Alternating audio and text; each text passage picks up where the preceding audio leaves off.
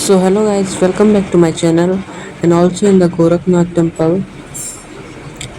Let's come with me and have the tour of Goraknath Dham, means Goraknath temple of the Goraknath Babaji. Let's enjoy this tour with the Katha of the Goraknath Baba. So continue with me and let's enjoy together. श्रोताओं, भारत पौराणिक काल में जैसे साधु और संतों की स्थली रही है, ठीक वैसे ही भारत में नाथ योगियों की परंपरा भी बहुत ही प्राचीन काल से रही है। नाथ परंपरा को हिंदू सनातन धर्म का एक अभिन्न अंग माना गया है। इस नाथ परंपरा में एक से बढ़कर एक महान योगी हुए, जिन्होंने हिंदू धर्म को एक नए ढंग से परिभाषित किया। श्रोताओं, आज हम इसी नाथ संप्रदाय में जन्मे एक महान योगी बाबा गुरु गोरखनाथ के बारे में बताने जा रहे हैं, जिन्हें कोई शिव का अवतार मानता है तो कोई मात्र एक योगी पुरुष। नमस्कार श्रोताओं, और द डिवाइन टेल्स पर आपका स्वागत है। हिंदू धर्म में गुरु गोरखनाथ को महान योगी माना जाता है। ऐसा माना जाता है कि गुरु गोरखनाथ जी का जन्म किसी स्त्री के गर्भ से नहीं हुआ था, बल्कि वो एक गोबर के ढेर से उत्पन्न हुए थे। कथा के अनुसार एक बार गुरु मत्स्येंद्र नाथ जी भिक्षा मांगने एक गांव गए, जहां उन्हें एक रोती बिलखती महिला दिखी।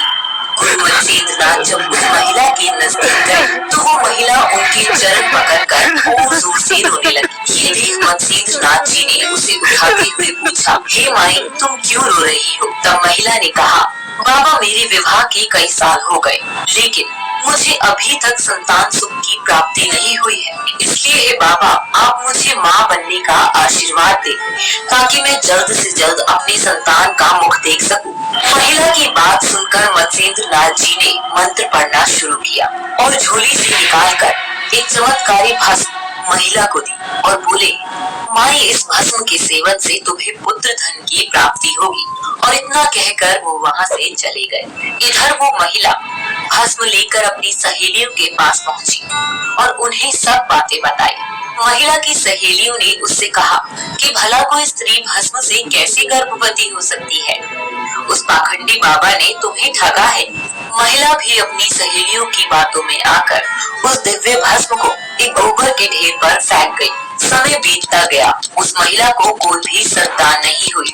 भाग्य से 12 साल बाद एक दिन मत्स्येंद्र जी उसी गांव से गुजर रहे थे कि उसी समय उन्हें वह महिला दिखाई दी, जिसे उन्होंने 12 साल पहले संतान प्राप्ति के लिए दिव्य भस्म दी थी। उस महिला के नजदीक गए और पूछा, कैसी हो माई, और तेरा बेटा कैसा है? अब तो वह बड़ा हो गया होगा। मत्स्येंद्र नाथ जी की बातें सुनकर महिला रोने लगी और सारी बातें मत्स्येंद्र जी को बता दी।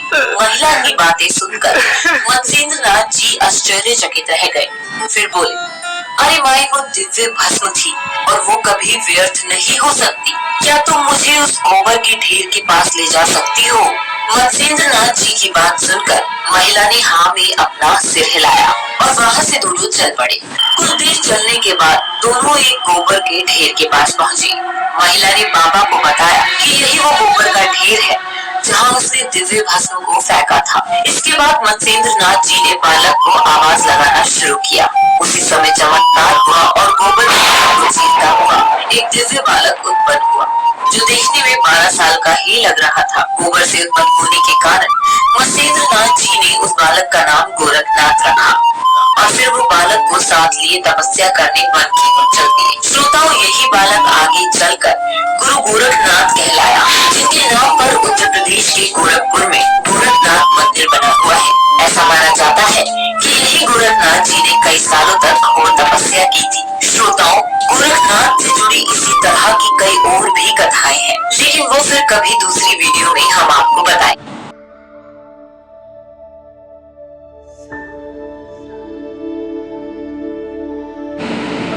तो दोस्तों, कमेंट में बताइए कि आपको ये कहानी कैसी लगी और आपको मज़ा आया या नहीं। सब कुछ कमेंट में बताइए हमें। और आपने कहानी तो सुनी ही भी, लेकिन मंदिर का सैर तो अभी बाकी ही है।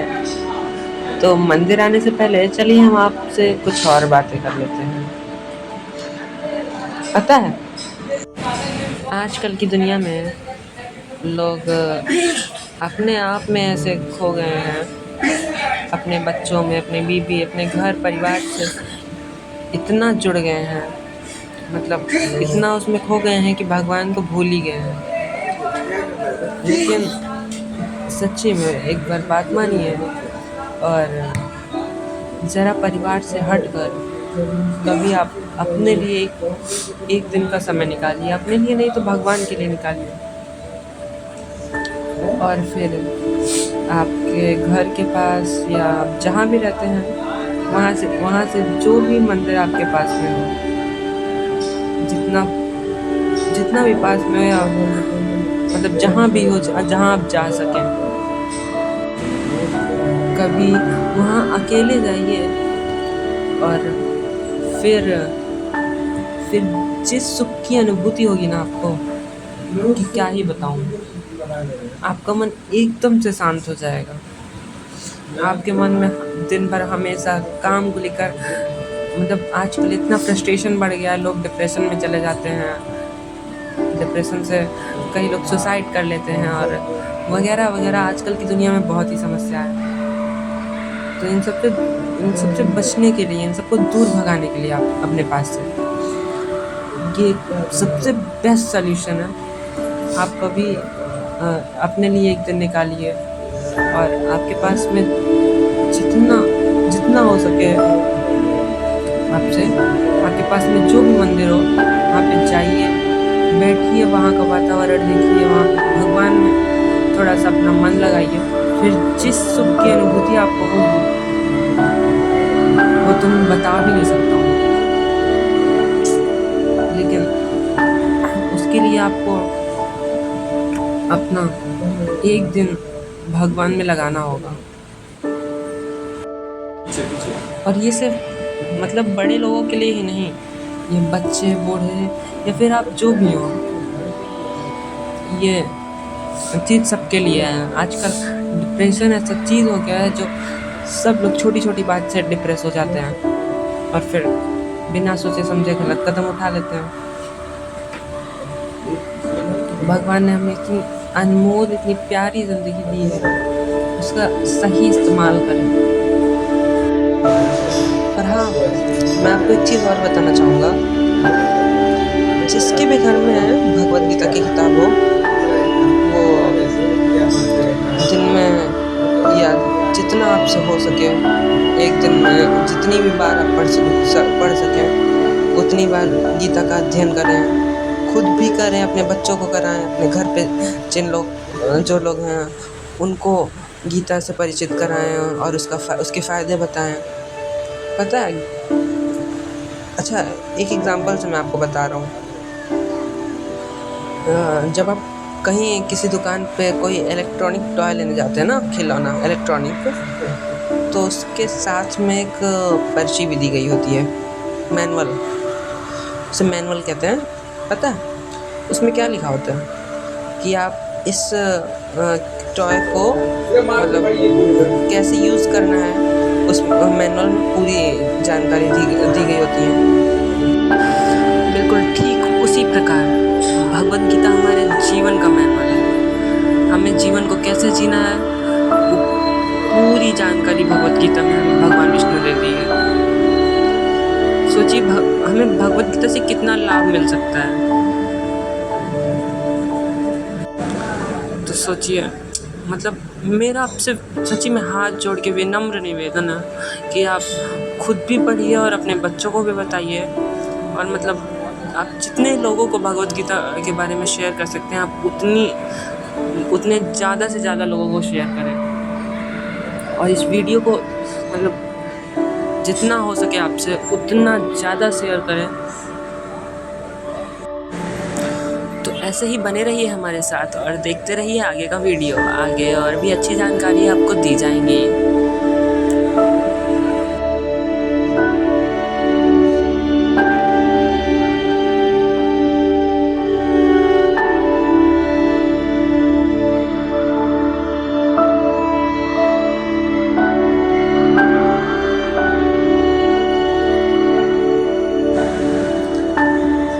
देखिए अब यहाँ से कितना ज़्यादा खूबसूरत लग रहा है भाई। देखिए पूरा मंदिर एकदम से गजब, मतलब क्या ही बताओ, इतना खूबसूरत लग रहा है। और ये देखिए हमारे नंदी महाराज। और देखिए पहले इसका लुक देखिए भाई, कितना गजब लग रहा है। वाह भाई, ये तो रंग बदल रहा है, मतलब काफ़ी खूबसूरत लगता है। रेड, ग्रीन, पिंक, ऑरेंज, मतलब कई कलर्स में ये चेंज करता है अपना कलर। वैसे ये वाइट कलर का पेंट किया गया है और इस पर कलर्स वाली लाइट लगाई गई है। और ये कलर्स वाली लाइट जब रात में जलती है, देखिए भाई आप खुद सामने से देख सकते हैं कितना खूबसूरत लग रहा है। और उससे भी खूबसूरत एक और बात है, आप यहाँ पे जितने लोग को देख रहे हैं, पता नहीं उनके मन में कितना फ्रस्ट्रेशन है, लेकिन फिर एक बार आप मंदिर में आ गए तो सब फ्रस्ट्रेशन भूल जाते हैं। और देखिए जितने लोग हैं सब काफ़ी कितने खुश हैं। और यहाँ पे देखिए ये छोटे, अभी इनकी उम्र 16-17 साल की होगी, यहाँ पे बैठ के ये मंत्रों का उच्चारण कर रहे हैं। आपको इनका आवाज़ नहीं सुनाई देगा क्योंकि मैंने इनका आवाज़, मतलब काफ़ी शोर हो रहा था, सही से समझ नहीं आ रहा था, इसलिए मैंने इनका आवाज़ हटा दिया। माफ़ी चाहता हूँ, आपको इनका आवाज़ नहीं सुनाई देगा, लेकिन ये भाई इतना अच्छा संस्कृत में मंत्रोच्चारण कर रहे थे कि क्या ही बताऊँ। ये हमारे बाबा गुरु गोरखनाथ जी, इनको मेरा प्रणाम। और आप भी देख सकते हैं कितने खूबसूरत लग रहे हैं। चलिए आगे बढ़ते हैं। अब ये दीवालों में मतलब पेंटिंग्स वगैरह बनाई गई हैं।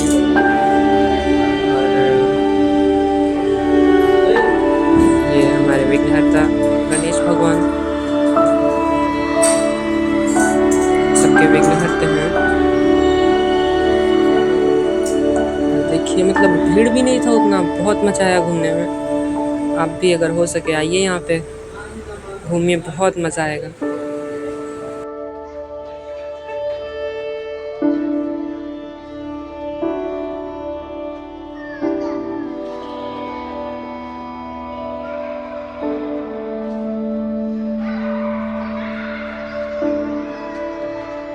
ये है शनि महाराज। और पता है आप यहाँ पे ना वो वीडियो बनाना मना था, लेकिन फिर भी मैंने कब ऐसे थोड़ा चुपके से, मतलब किसी तरह बहुत मुश्किल से वीडियो यहाँ पे बनाया हूँ। भाई प्लीज़ सपोर्ट करो, लाइक करो, शेयर करो, सब्सक्राइब करो, जितना हो सके उतना फैलाओ इस वीडियो को। बहुत मुश्किल से यहाँ पे वीडियो बनाया भाई। अभी यहाँ पे मंदिर का नज़ारा देखो, वैसे काफ़ी खूबसूरत, कितना गजब लाइटिंग वगैरह है यहाँ पे। ये घंटा देखिए सुबह के वक्त, मतलब सबको मतलब सचेत करने के लिए कि आरती होने जा रही है, पूजा होने जा रही है, उसके लिए बजती है ये।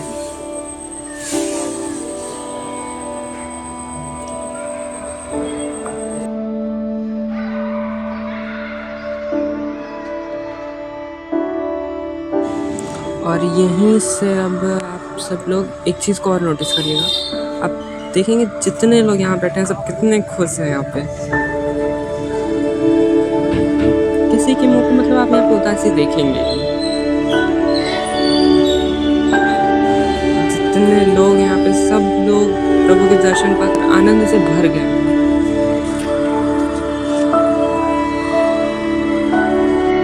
और हाँ एक चीज़ और, मतलब अगर आपसे नहीं बन रहा है, आप नहीं जा पा रहे हैं, आपके पास समय बिल्कुल भी नहीं है, आपके पास थोड़ा सा भी समय नहीं है कि आप मंदिर पे जा सकें, तो एक उपाय और है।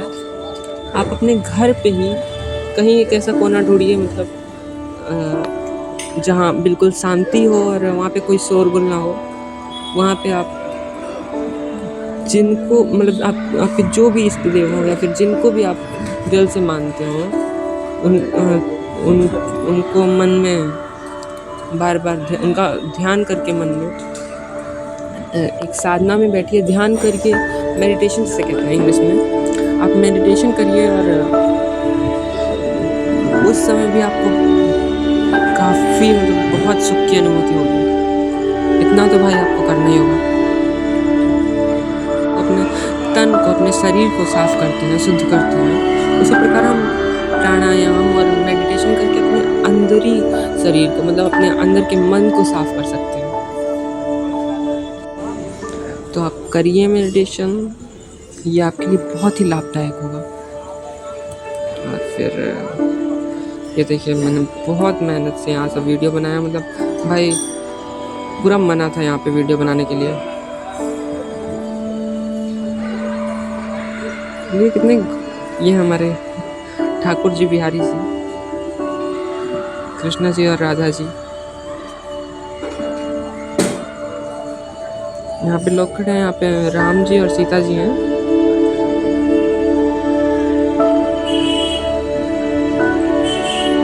हमारे बजरंगबली,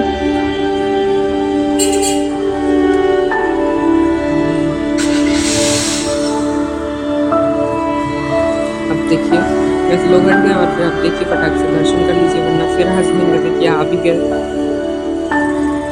अब वीडियो पॉज करके उनके दर्शन कर लीजिएगा। और अब बाहर से इसका नज़ारा देखिए, कितना खूबसूरत लग रहा है भाई, क्या ही बताऊँ आपको। आप एक बार आएंगे ना यहाँ पे या फिर जहाँ भी आप जाएं, आप बस सच्चे भाव से जाएं, मन में एक सच्चा भाव रखें, तभी आपको सुख की अनुभूति भी हो पाएगी। और हो सके आप यहाँ भी आइए, बहुत मज़ा आने वाला है यहाँ पे आपको, सच्ची बता रहा हूँ। और रात्रि के समय अगर आप आ गए ना तो आपको तो बहुत मज़ा आएगा। बगल में यहाँ पे एक तालाब भी है, लेकिन बंद है, वो किसी कारणवश वो आपको नहीं दिखा सकेंगे, लेकिन फिर भी शायद जब आप आएँ तब वो खुला रहे, उसका नज़ारा भी आप ले सकें, उस नज़ारे का भी आनंद आप ले सकें। हमारे पास समय तो बहुत कम है, लेकिन बातें बहुत हैं, तो सारी बातें एक वीडियो में तो नहीं हो सकती, लेकिन हाँ ज़रूर एक बात ज़रूर मैं आपको बताना चाहूँगा इस वीडियो में कि मतलब आप इस धरती पे पैदा हुए हैं, तो यहाँ पे ना आप कुछ लेके आए थे और ना ही यहाँ से आप कुछ लेके जा पाएंगे। अब वो चाहे आपका ऐशो आराम, सुख, वैभव, धन या सम्मान, या जो भी यहाँ पे नाम आपने कमाए हैं, या आपके माता पिता या आपके भाई बहन, दोस्त, बंधु, सखा, जो भी हैं आपके साथ कोई नहीं जाने वाला। चाहे वो आपको अपने जान से ही ज़्यादा क्यों ना मानता हो, या फिर आप उसे अपने जान से ज़्यादा क्यों ना मानते हो, लेकिन आपके साथ कोई नहीं जाने वाला। ना तो आपका घर, ना ही आपका परिवार, ना धन, ना आपका ऐशो आराम, ना ही आपका पूरे जीवन का कमाया हुआ वो सम्मान, वो धन, वैभव, कुछ नहीं जाएगा। लेकिन हाँ, यदि आप सच्चे मन से मतलब पूरी निष्ठा से अगर आप भक्ति कर रहे हैं, तो वो भक्ति आपके साथ मरने के बाद भी, वो भक्ति आपके साथ ही रहेगी। और हाँ, एक चीज़ मैं आपको और बताना चाहूँगा, भक्ति का अर्थ ये नहीं होता कि आप अपना घर परिवार जब तक छोड़ ना दो, जब तक संन्यास ना ले लो, तब तक आप भक्ति नहीं कर सकते हो। ये भक्ति का मतलब नहीं होता। भक्ति का लोग बहुत गलत मतलब निकाल देते हैं, लेकिन भक्ति का सही अर्थ ये है कि आप अपने जिम्मेदारियों, अपने कर्तव्यों को पूरी मन, लगन और निष्ठा के साथ साथ निभाते हुए आप प्रभु की प्रभुपाद भी करो, यानी प्रभु की भक्ति भी करो, लेकिन अपने जिम्मेदारियों और अपने कर्तव्यों से पीछे नहीं हटो। अगर आप अपने कर्तव्यों, अपने जिम्मेदारियों से पीछे हट रहे हो, तो फिर वो प्रभु की भक्ति नहीं हुई। वो उसका अर्थ ये हुआ, आप अपने जिम्मेदारियों से भाग रहे हो, आप भक्ति नहीं कर रहे हो, अपने जिम्मेदारियों से भागना चाह रहे हो। प्रभु की भक्ति सिर्फ ये होती है अगर आप पूरे मन से, लगन से अपनी जिम्मेदारियों के साथ साथ अपने कर्तव्यों मतलब पूरी तरह से निभाकर आप प्रभु की भक्ति कर रहे हो। वो होता है भक्ति का सही अर्थ, वो होती है सच्ची भक्ति। और वही होता है सच्चा भक्त, जो अपने जिम्मेदारियों और कर्तव्यों को निभाते हुए प्रभु की भक्ति करे, प्रभु की प्रभुपाद करे, प्रभु की सेवा करे, वही होता है सच्चा भक्त। और फिर बातें तो बहुत हैं, लेकिन बाकी की बातें आगे। और मैं आपको कुछ और दिखाना चाहता हूँ। ये देखिए, यहाँ पर भीमसेन युधिष्ठिर का एक पवित्र स्थल है। यहाँ पे एक बार भीमसेन युधिष्ठिर गुरु गोरखनाथ जी को आमंत्रित करने आए थे। तो मतलब गुरु गोरखनाथ जी किसी समाधि में लीन थे, जिसके कारण ये यहाँ पे विश्राम कर रहे थे, कुछ क्षण के लिए यहाँ पे विश्राम कर रहे थे। तो यह वही पवित्र स्थल है जहाँ पे महाराज भीमसेन युधिष्ठिर विश्राम किए थे। बहुत सुंदर है, ये उसी के लिए ही बनाया ही गया है। और ये देखिए, यहाँ पे नोटिस बोर्ड भी लिखा है। यहाँ पर महाबली भीमसेन युधिष्ठिर के राज सूर्ययक्ष में श्री गुरु गोरखनाथ को आमंत्रित करने के लिए पधारे थे। बाकी आगे पढ़ लीजिएगा। और फिर मतलब यहाँ पे हो सके तो घूमने भी आइए, और बहुत मज़ा आएगा सच्ची में। यहाँ पर आ गए आप तो बहुत ही ज़्यादा मज़ा आने वाला है। काफ़ी खूबसूरत है ये दृश्य। तो मित्रों, मैंने बहुत ही मेहनत से वीडियो बनाया, आपसे जितना हो सके उतना शेयर कीजिए। और बाय बाय, मिलते हैं आपसे नेक्स्ट वीडियो में। Like, share and subscribe. Thank you.